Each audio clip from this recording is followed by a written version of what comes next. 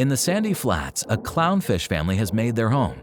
They've taken refuge in this carpet anemone, which is also a living creature.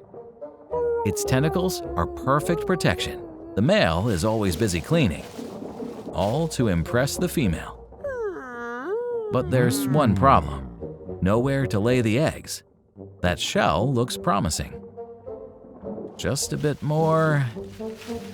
Nope, too heavy. And its resident isn't happy either. The tide brings a coconut shell. Perfect. He could use a hand. With teamwork, they push the shell in. Now the female can lay her eggs.